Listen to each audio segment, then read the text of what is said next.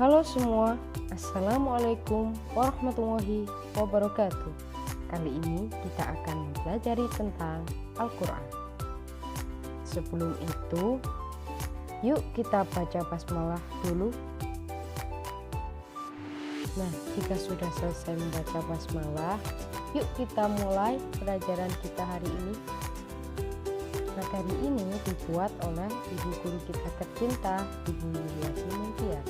Beliau mengajar di MTS Manbaul Ulum Japanan Kemlagi, Mojokerto.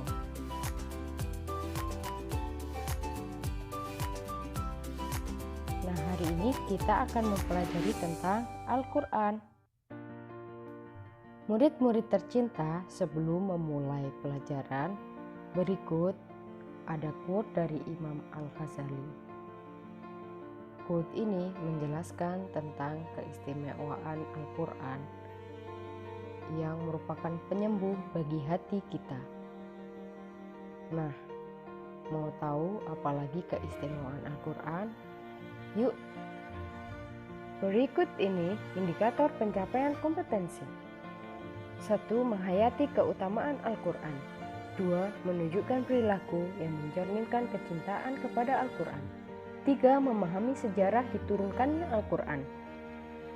Lalu menjelaskan pengertian Al-Quran. Menunjukkan bukti tentang kebenaran Al-Quran. Menyebutkan isi pokok kandungan Al-Quran. Mengidentifikasi keistimewaan Al-Quran. Serta menyajikan data dan fakta serta sumber tentang bukti-bukti keistimewaan Al-Quran. Nah, itulah tadi indikator pencapaian.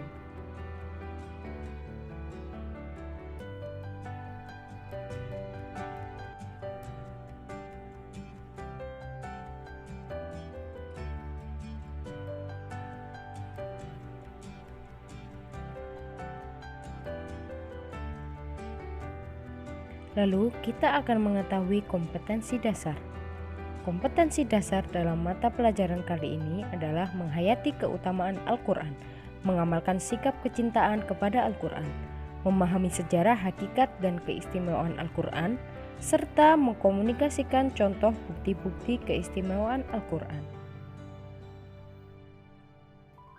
Nah, setelah kita mengetahui kompetensi dasar kita akan memahami tentang kompetensi inti kita pada mata pelajaran kali ini. Apa itu? Menghargai dan menghayati ajaran agama yang dianut, menunjukkan perilaku jujur, disiplin, tanggung jawab, dan peduli, memahami pengetahuan, baik faktual, konseptual, atau prosedural berdasarkan rasa ingin tahu tentang ilmu pengetahuan, serta mencoba mengolah dan menyaji dalam ranah yang konkret, menggunakan, mengurai, merangkai, memodifikasi, dan membuat, dan ranah abstrak yang sesuai dengan dipelajari di sekolah dan sumber lain yang sama dalam sudut pandang atau teorinya. Begitu kira-kira penjelasan mengenai kompetensi kita pada mata pelajaran kali ini. Setelah itu, yuk kita beranjak untuk bersama-sama belajar mengenai apa itu tema yang akan kita bicarakan pada hari ini. Kita akan belajar bersama-sama mengenai Al-Quran. Apa itu Al-Quran? Bagaimana sejarah diturunkannya Al-Quran? Serta hikmah apa yang dapat kita ambil dari belajar bersama-sama mengenai Al-Quran? Jadi, Al-Quran itu diturunkan Allah kepada Nabi Muhammad dalam jangka waktu 23 tahun melalui perantara malaikat Jibril secara berangsur-angsur dalam 2 periode. 2 periode itu adalah sebelum hijrah dan sesudah hijrah. Ayat-ayat yang turun pada periode sebelum hijrah dinamai Makkiyah dan yang sesudah hijrah dinamai Madaniyah.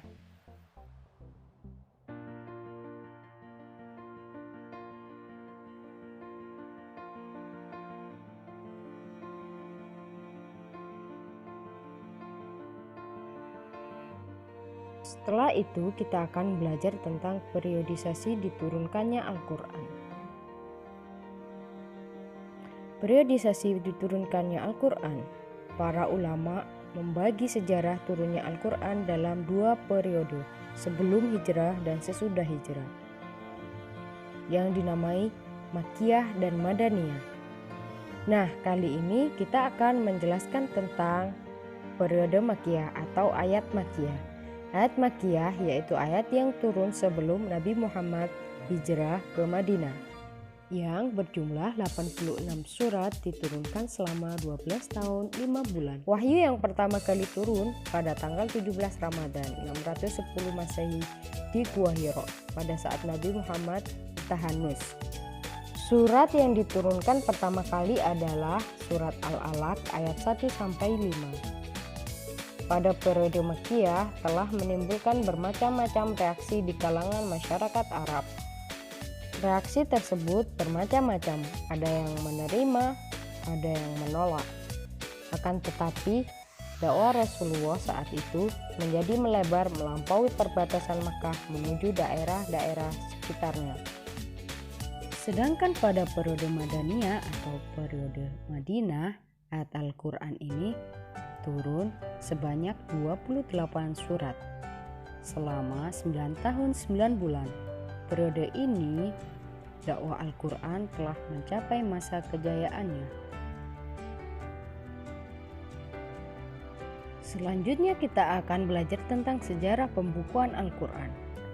Adapun sejarah pembukuan atau kodifikasi Al-Quran dibagi ke dalam 2 tahap.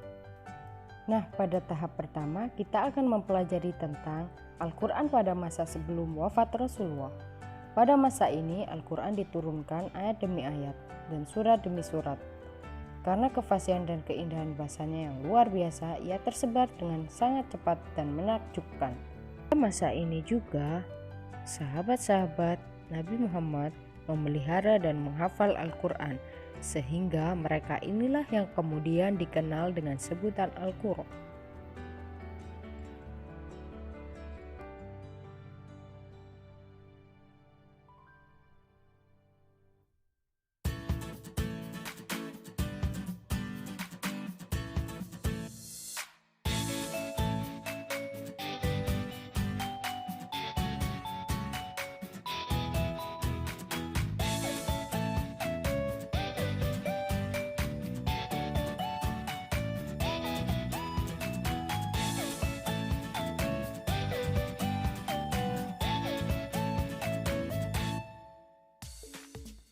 Pada tahap ini juga, sahabat-sahabat Nabi menulis Al-Quran di papan-papan, kulit domba, dan juga pelepah kurma.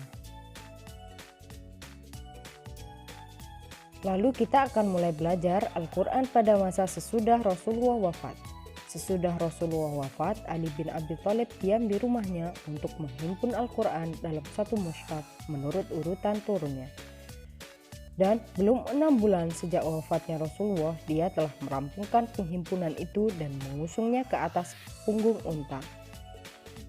1 tahun setelah Rasulullah wafat terjadi perang Yamamah, di mana 70 orang penghafal Al-Quran meninggal, sehingga sahabat-sahabat Nabi berupaya untuk menghimpun Al-Quran. Mereka menghimpun Al-Quran menjadi satu dalam papan-papan pelepah kurma dan kulit-kulit domba yang terdapat di rumah Nabi. Akhirnya mereka menyalin ke beberapa naskah dan dibagikan ke beberapa negeri Islam. Nah, setelah belajar sejarah Al-Quran, mari kita belajar pengertian dan hakikat Al-Quran. Al-Quran menurut bahasa berasal dari kata qoro'a yaqro'u Qur'anan, artinya bacaan atau yang dibaca.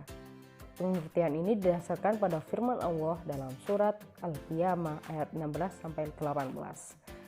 Adapun menurut istilah Al-Quran adalah kalam Allah yang diturunkan kepada Nabi Muhammad sebagai mukjizat, dan bagi yang membacanya merupakan ibadah. Al-Quran adalah firman Allah yang diwahyukan kepada Nabi Muhammad sebagai nabi terakhir.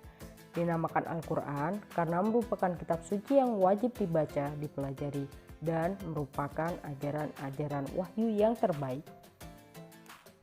Dalam firman Allah surat Al-Qiyamah ayat 16-18 di atas dijelaskan bahwa kita tidak diperbolehkan membaca Al-Quran cepat-cepat.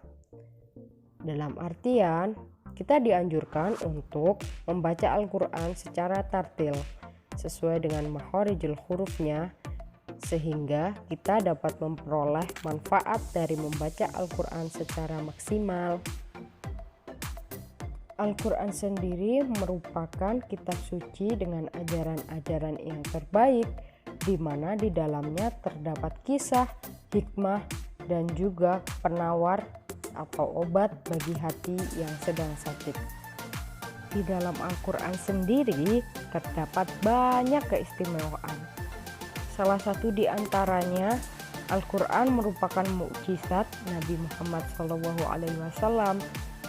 Al-Quran bisa menjadi penyembuh bagi hati yang sakit selama kita membacanya dengan tartil dan juga memahami arti dari bacaan Al-Quran secara mendalam.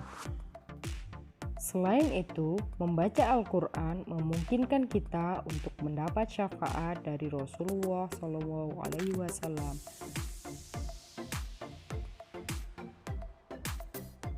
Mulai sekarang, yuk kita rajin membaca Al-Quran agar kita mendapat syafaat Nabi dan juga kita terbebas dari segala penyakit hati.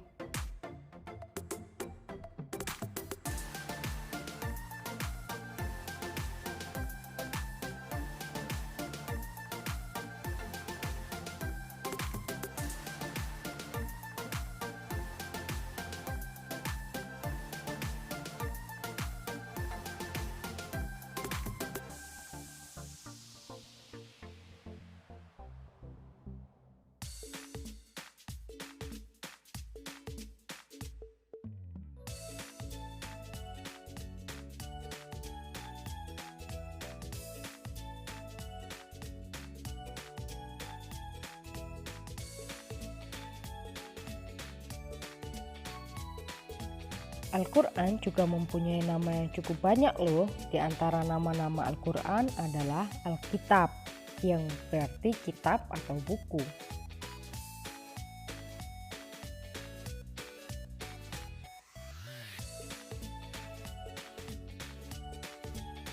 Selain itu, Al-Quran disebut juga sebagai Al-Furqan. Apa itu Al-Furqan? Al-Furqan berarti pembeda.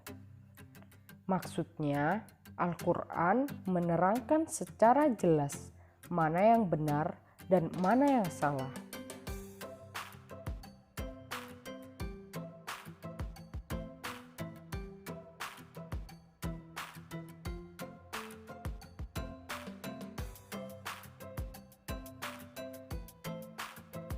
Selain mempunyai nama Alkitab dan juga Al-Furqan, Al-Quran mempunyai nama-nama lain.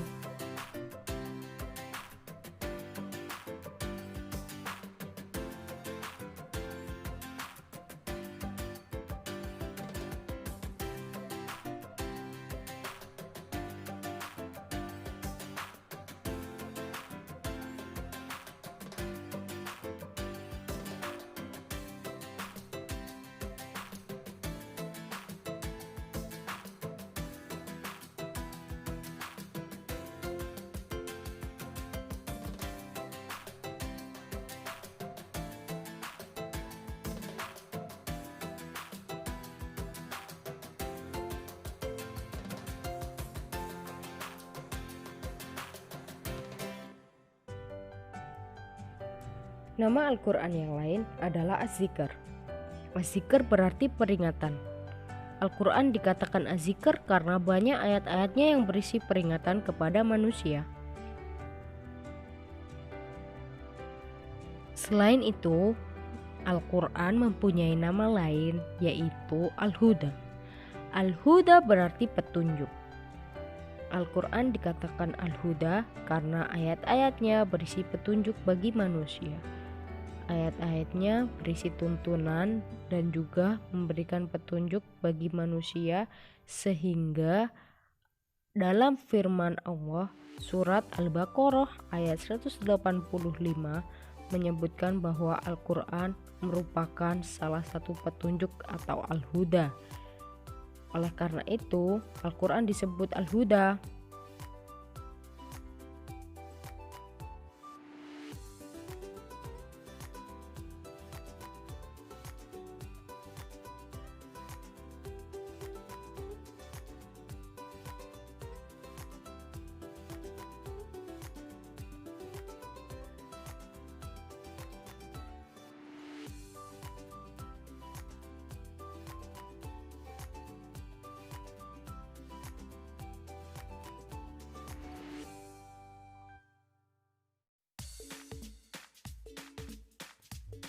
Al-Quran juga disebut An-Nur, yang berarti cahaya.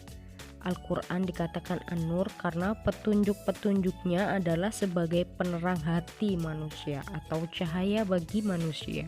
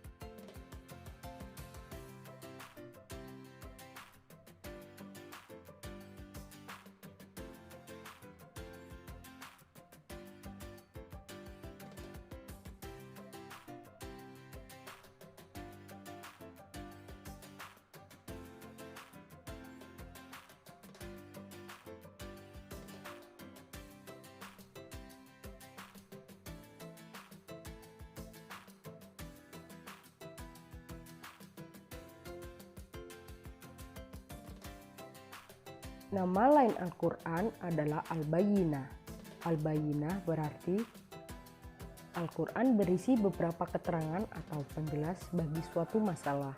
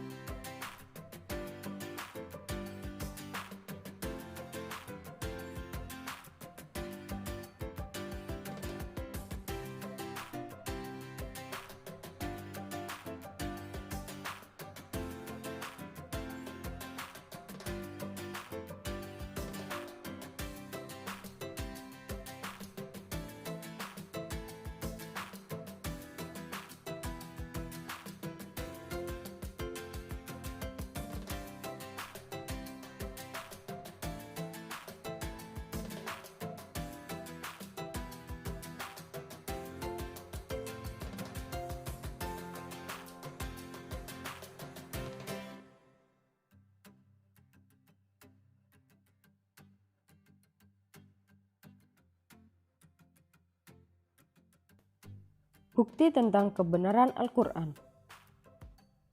Berikut ini adalah ayat Al-Quran surat Al-Ma'idah ayat 48 yang menjelaskan tentang bukti kebenaran Al-Quran.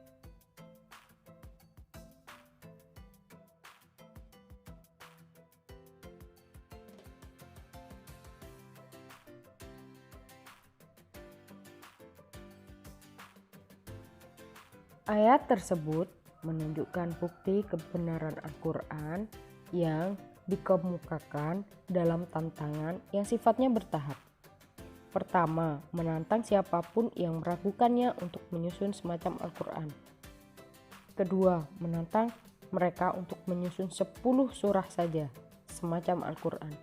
Yang ketiga, menantang mereka untuk menyusun 1 surah saja semacam Al-Quran. Dan yang keempat, menantang mereka untuk menyusun sesuatu seperti atau lebih kurang sama dengan satu surah dari Al-Quran. Pada masa pemerintahan Abu Bakar, muncul beberapa orang murtad dan mengaku sebagai nabi. Mereka mencoba membuat tandingan Al-Quran. Oleh sebab itu, ayat itu turun untuk menjelaskan bukti kebenaran Al-Quran. Setelah itu, kita akan mempelajari isi pokok kandungan Al-Quran. Sebagai kitab suci yang menyempurnakan kitab terdahulu, Al-Quran berisi petunjuk secara lengkap sesuai dengan perkembangan zaman.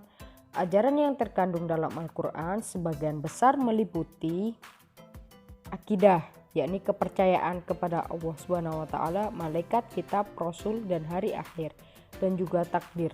Keenam perkara ini disebut rukun iman. Ibadah, yakni mengajarkan cara-cara ibadah kepada Allah SWT. Berikutnya yakni muamalah, yakni mengajarkan hubungan antara manusia, baik dalam keluarga, tetangga, maupun masyarakat. Lalu akhlakul karimah, yakni budi pekerti mulia, baik dengan anggota keluarga atau masyarakat secara luas. Tarikh, yakni menceritakan sejarah umat terdahulu untuk diambil pelajaran bagi umat sesudahnya. Lalu syariat, yakni mengajarkan tentang peraturan perundang-undangan secara menyeluruh.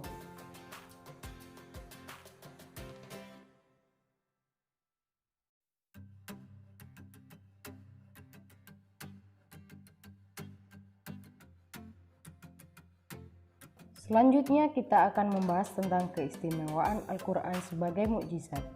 Itu pemikiran manusia masih sederhana, Allah menurunkan kitab suci yang sederhana pula. Dengan demikian, manusia dapat mengikuti petunjuk-petunjuk yang ada di dalam kitab suci tersebut.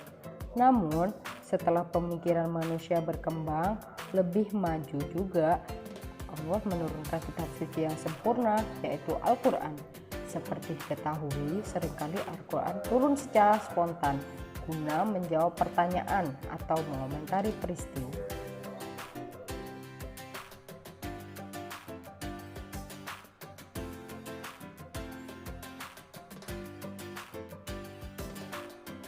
Berikut adalah kedudukan Al-Quran terhadap kitab lain. Membenarkan isi kitab sebelumnya, yakni Taurat, Zabur, dan Injil. Adapun yang dibenarkan ialah yang masih asli, belum dicampuri perkataan manusia. Selanjutnya adalah menjadi batu ujian. Maksudnya, apabila yang tersebut di dalam kitab-kitab yang terdahulu sesuai dengan Al-Quran, itu adalah benar. Sebaliknya, apabila yang tersebut itu tidak sesuai dengan Al-Quran, itu salah.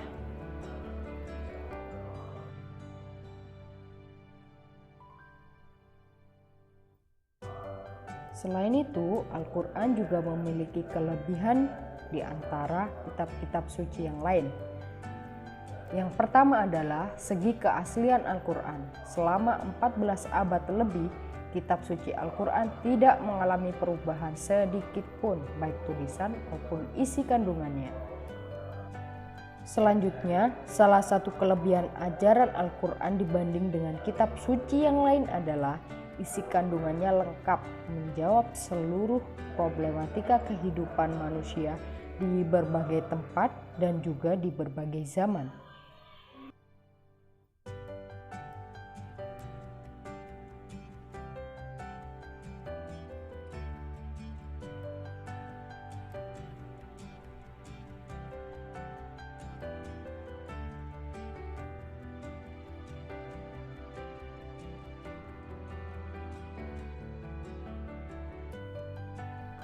Berikut adalah hikmah diturunkannya Al-Quran.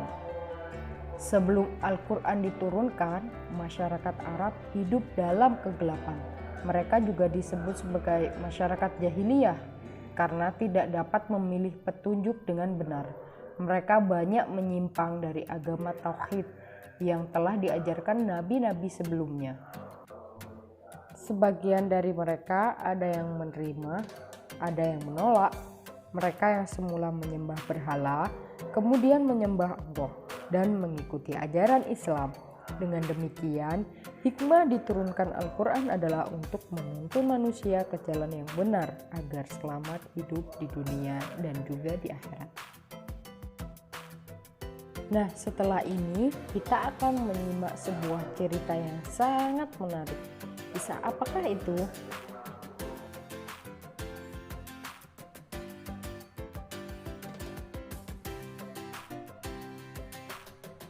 Ini adalah kisah seorang bocah Indonesia yang jadi juara ajang tahfidz tingkat dunia bernama Musa.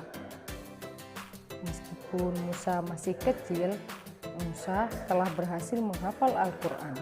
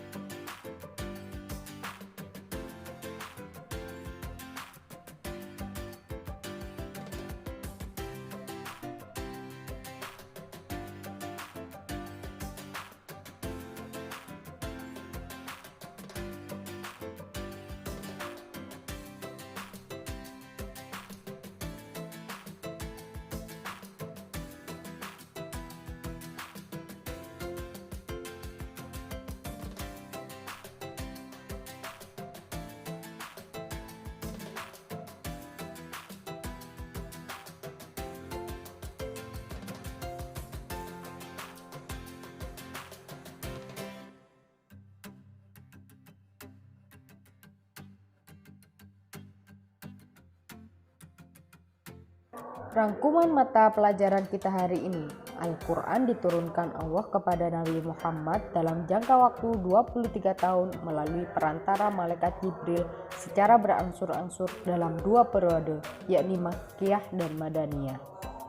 Sejarah pembukuan Al-Quran dibagi ke dalam 2 tahap, yaitu pada masa sebelum Rasulullah wafat dan sesudah Rasulullah wafat. Al-Quran menurut bahasa berarti kata qara'a yaqra'u Qur'anan, artinya bacaan atau yang dibaca.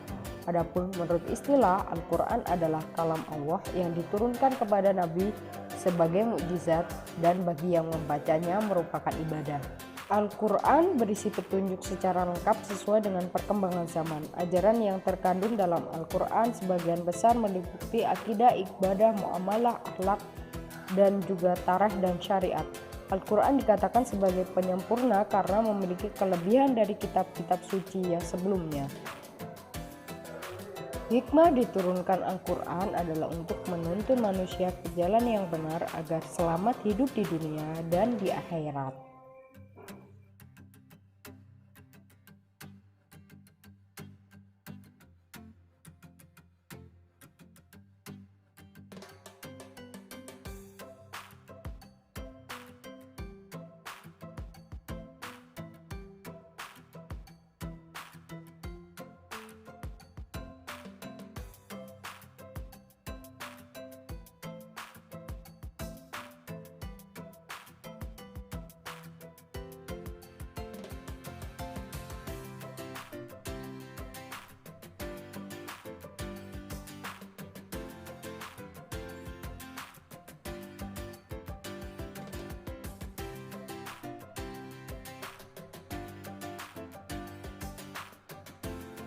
Nah, itu tadi pelajaran kita hari ini. Dan semoga bermanfaat ya untuk kita semua. Terima kasih atas perhatiannya. Wassalamualaikum warahmatullahi wabarakatuh. Sampai jumpa lagi.